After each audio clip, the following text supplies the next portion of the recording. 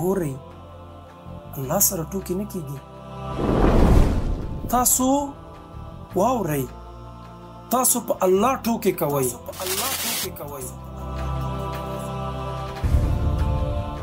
ډیری علما په دغه کې وایي څوک چې د شاعرو بې حرمتي په ټوکو کې هم وکړي، یعنې ډېر شیان دي چې هغه ته په هغې باندې ټوکه کېږي نه اصلا، چې ته بیا وروسته پښیمانه شي چې یاره ما ټوکه کړې.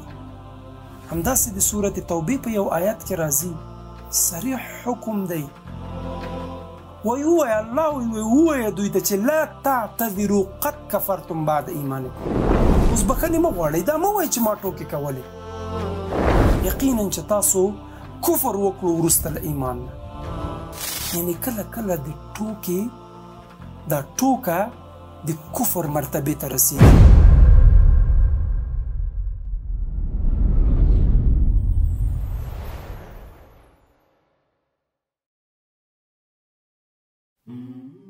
السلام علیکم ورحمت الله وبرکاتو.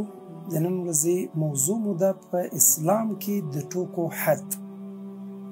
دا موضوع مو ځکه انتخاب کړه چې په افغاني ټولنه کې خصوصا په اطرافونو کې ټوکې له خپل حد نه اوښتې دي، دومره زیاتې چې کله هم د شاعرو بې حرمتي هم په دې مجالسو کې کېږي.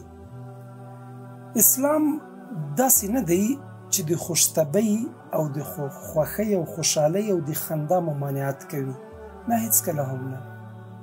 اسلام یوازینی دین دی چې په ژوند کې او د ژوند په امورو کې موږ ته خوشبختي او خوشحالي غواړي. رسول الله صلی الله علیه وسلم هم په خپل ژوند کې د صحابه سره ډیره خوشطبعي کوله، او هغه صحابه به هم خوښول چې هغوی به خوشطبعي کوله. دا د دې لپاره چې رسول الله صلی الله علیه وسلم نه خوښېدل چې ملګري یعنی صحابه کرام همیش تروش تندی او جدي وضعیت کې پاتې شي. نو کله کله به په مجالسو کې خوشطبعي ورسره کوله. په هغې کې موږ تاسو مشهوره واقعه د انصارو هغه ښځه چې رسول الله صلی الله علیه وسلم ته راغله، سپین سرې ښځه چې ورته ویلې چې یا رسول الله صلی الله علیه وسلم ما ته دعا وکړه چې الله ما ته جنت راکړي. رسول الله صلی الله علیه وسلم د خوشطبعۍ په شکل ورته وویلې چې ته جنت ته نشې تللی. نو هغه ښځه د لومړۍ لپاره ډیره خواشینې شوله.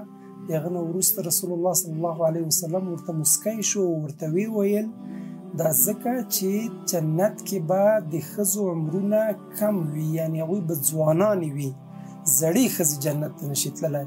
همدې ته ورته نور هم د خوشطبعۍ لپاره ډېر واقعات شته دی.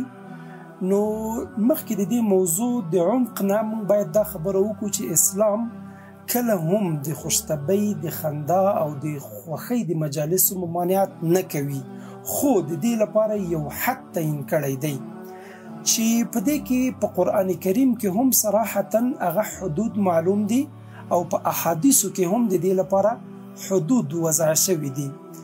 د مثال په ډول قرآن کریم کې الله فرمایلی دي یا ایها الذین آمنوا لا یسخر قوم من قوم عسى ان يكونوا خيرا منهم ولا نساء من نساء عسى ان يكن خيرا منهن ولا تلمزوا انفسكم ولا تنابزوا بالالقاب الى اخره. دا د حجرات سورت 9 آیت دی. ګورئ هر حکم د الله دا د وجوب او د فرضیت مرتبه لري. مونږ شاوخوا په قرآن کریم کې 80 پورې لږ زیات د الله احکام لرو چې دا ټول په موږ باندې فرض دي. دا یا د الله اوامر دي یا د نهي اوامر دي چې موږ منع کړي یو.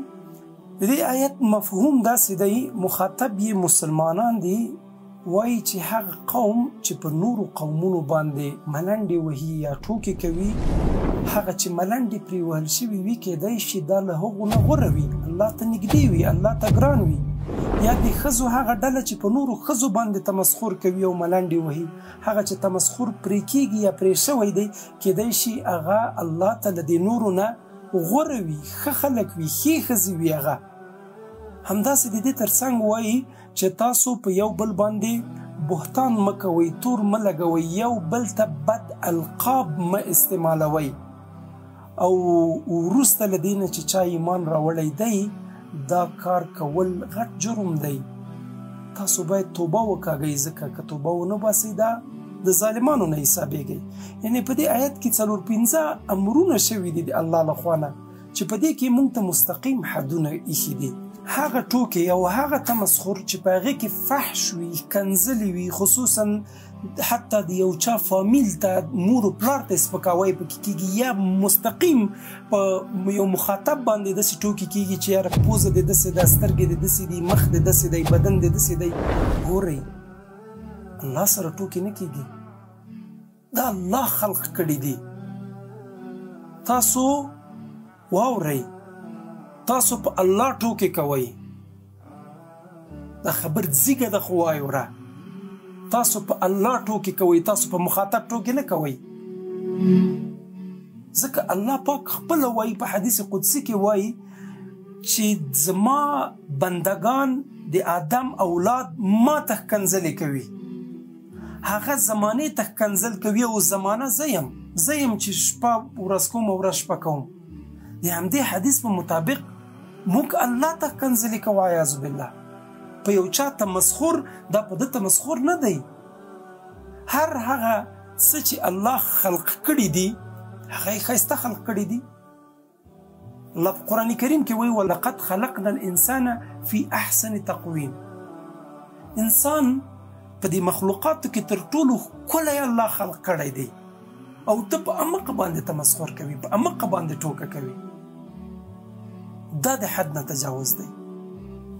هغه ټوکې، هغه مزحه او هغه تمسخر او ملنډې چې په هغې باندې مخاطب لوری خفه کیږي، یا د هغه په خلقت باندې ته ټوکې کوي، یا د هغه په مخ او جسم باندې ته ټوکې کوي، یا د هغه په قوم باندې ته ټوکې. ګوري په افغانستان کې دا بدبختي ډیره زیاته ده. اکثره قومونه دي چې هغه په دې باندې مشهوره شوي دي چې ټولې ټوکې په دوی باندې ورتپي. یقینا هغه په دې کار باندې خفه کیږي. نو موږ او تاسو الله له دې نه منع کړي یو، او هر هغه شی چې الله یې منع کړي هغه حرامېږي. همداسې په حدیث شریف کې راغلی دی، ترمذي نقل کوي لا تماري اخاك ولا تمازحه الى اخره. ته خپل مسلمان ورور سپک مه یادوه، په هغې ملنډې مه وهه، په هغې ټوکې مه کوه. دا د رسول الله صلی الله علیه وسلم حدود دي چې د ټوکو په برخه کې موږ تږدي. همداسې امام نووي رحمه الله د ټوکو په هکله باندې وایي د حکم پر اساس باندې چې ټوکې یا تمسخر یا مزاح کوم نقصانات لري. امام نووي رحمه الله په مرقات کې راخیستی دی، هغه وایي چې د حد نه زیاتې ټوکې کول یا په ټوکو باندې تداوم او دوام کول دا د زړه د مړه کېدو سبب ګرځي. تا له ذکر نه غافله کوي، تا له دینی احکامو ته د توجه نه منع کوي، د تا غرور له منځه وړي، د تا رعب له منځه وړي. همدې ته ورته نورې هم ډېر نقصانات بیان کړي دي. یعنی موږ ته اسلام هر د ژوند په هره برخه کې، خصوصا د اخلاقو په برخه کې موږ ته یو حد ټاکل شوی دی. موږ باید د هغې حد نه تجاوز ونه کړو. ګورئ په غرب کې یا په کفري ممالکو کې زموږ او ستاسو د شعایرو په خلاف باندې ټوکې کېږي، په هغې باندې تمسخر کېږي، په هغې باندې ملنډې ویل کېږي، هغه باندې ټول اسلامي امت دردېږي، د هغې په خلاف راپورته کېږي. خو موږ او تاسو په خپله په ډېری مجالسو کې دې ته ورته ټوکې چې عیاذ بالله شعایرو نه پکې حدود وکړو، شعایرو باندې تمسخر کوو، هیڅ بده یې نه ګڼو، خاندو ورته، په قهقه باندې خاندو. دا څه وجه ده؟ دا د موږ او تاسو د ایمان ضعف دی. ګوره د مثال په ډول باندې اکثره دغسې نقاط کتابونو هم راخیستي، خو دا چې ما په خپله په یو مجلس کې داسې خبر واورېده، پرې ودردېدم چې د ټوکو په حد کې یوه وویلې چې پل صراط د تار نه یا د ویښته نه ډېر نری ده او د چړې نه ډېر تیره ده، په دې باندې به تېرېدل څنګه وي؟ وایي زه افغانان خو په قاچاقي لارو بلد دي، په بله لار به تېر شي ترېنه. یعنې دې ته ورته ټوکې دا تاسو پوهېږئ، تاسو شاعرو ته رسېږئ.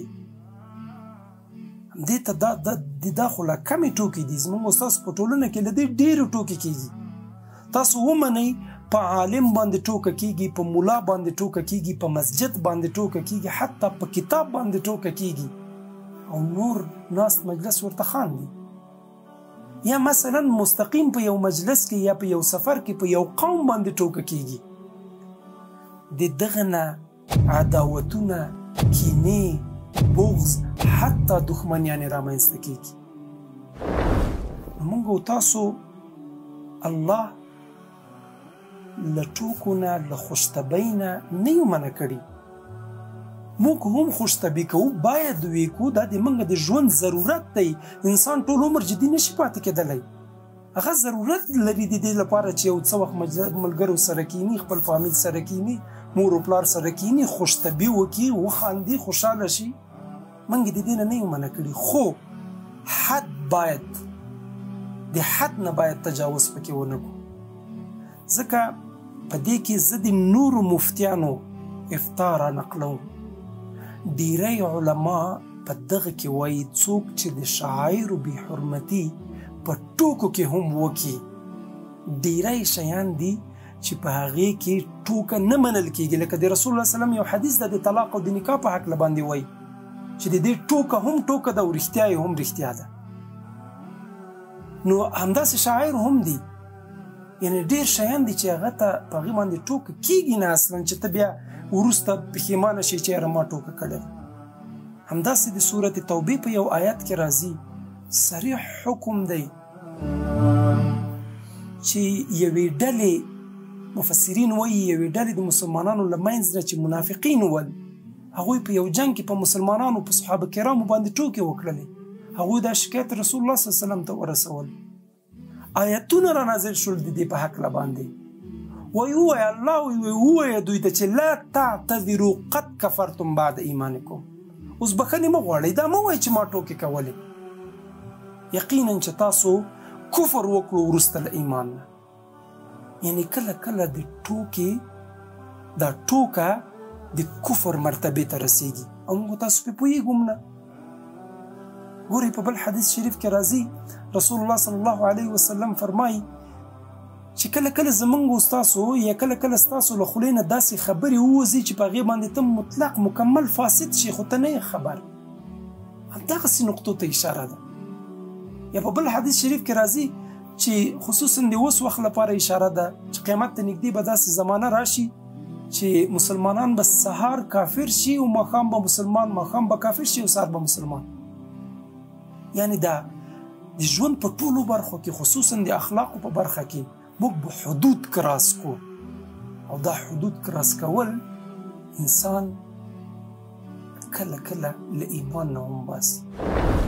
نو خوشطبي منع نه ده، خوشطبي وکئ، همیشه وکئ، وخاندئ، خوشحالي وکئ، دا زموږ حق دی، خو تجاوز مه کوئ.